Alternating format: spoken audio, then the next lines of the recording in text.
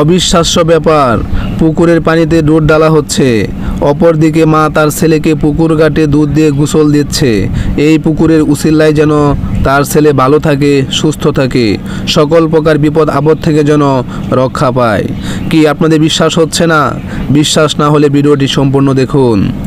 এই পুকুরের বিশেষ একটি গুণ হচ্ছে, কোনো ভক্ত অনুরাগী যদি অত্র পুকুরের পানিতে টাকা ছেড়ে দেয়, সেই টাকা যদি পানির নিচে ডুবে যায় তাহলে তাদের নিয়ত সঠিক হয়। আর যদি কারো টাকা যদি পানির নিচে না ডুবে যায় তাহলে তাদের নিয়ত সঠিক হয় না। এটি ষাঁড়ের পুকুর নামে পরিচিত, যা গাজীপুরের কালিয়াকৈর চান্দরা মধ্যবর্তী হাইটেক সিটি ঠিক অপোজিট পাশে অবস্থিত। প্রত্যেক রবি এবং বৃহস্পতিবারে অত্র মাজারে উরস জমে, আর সেই উরসে যোগদান করতে বিভিন্ন জেলার ভক্ত অনুরাগীরা গরু, ছাগল, হাঁস, মুরগি, ফল ফলান্তি মানত করে নিয়ে আসে তাদের মনোবাসনা পূর্ণ করার জন্য। আর কেউ কেউ বিশ্বাস করেন অত্র পুকুরের পানি দ্বারা গাড়ি ধৌত করলে সেই গাড়ি রাস্তাঘাটে দুর্ঘটনা কম হবে, সেই গাড়িতে যাত্রী বেশি উঠবে। তাই তো অত্র পুকুরের পানি দ্বারা তারা সেই গাড়িকে ধৌত করে নিয়ে যায়। অনেকেই মোমবাতি জ্বালিয়ে বটতলায় তপস্যা শুরু করে দেয় তাদের মনোবাসনা পূর্ণ করার জন্য। স্থানীয়দের মতে কোনো এক রাজা অত্র পুকুরে দুটি ষাঁড় ছেড়ে দেয়, সেই থেকেই নামকরণ করা হয় ষাঁড়ের পুকুর। আবার কেউ কেউ বলেন অত্র পুকুরে দুটি ষাঁড় এসে ঝগড়া শুরু করে, সেই ঝগড়ায় দুটি ষাঁড় মারা যায়, সেই থেকে নামকরণ করা হয় ষাঁড়ের পুকুর। কোনো এক সময় একটি ছেলে অত্র পুকুরে পায়খানা করে বাড়ি ফিরে যায়।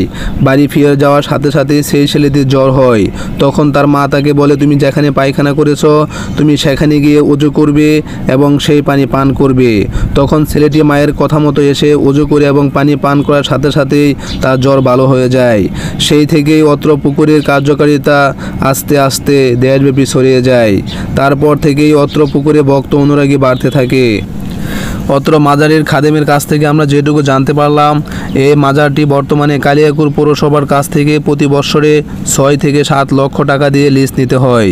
সেই লিজের টাকা অত্র মাজারে যেই গরু, ছাগল, হাঁস, মুরগি আসে সেইগুলো বিক্রি করে খাদেমদার পরিশোধ করে থাকেন। শুধুমাত্র হাঁস, মুরগি, গরু, ছাগলই মানতই নয়, এখানে অনেকে মানত করে থাকেন এখানে এসে রান্নাবান্না করে খাওয়াবেন।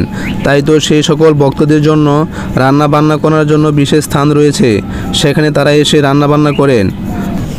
অত্র মাজারে অলৌকিক ক্ষমতা সম্পর্কে বিশ্বাস অবিশ্বাস সম্পূর্ণ আপনাদের হাতে ছেড়ে দিলাম। আর আপনারা কেউ যদি বাস্তবে দেখতে চান তাহলে চলে আসুন প্রতি সপ্তাহে রবিবার এবং বৃহস্পতিবার, এসে বাস্তবে দেখে যান অত্র মাজারের ভক্তদের লীলা খেলা। তো ভিউয়ার্স, ষাঁড়ের পুকুর মাজার সম্পর্কে আপনাদের কি ধারণা সকলেই কমেন্ট করে জানাবেন। তো সেই পর্যন্ত সবাই ভালো থাকুন, সুস্থ থাকুন।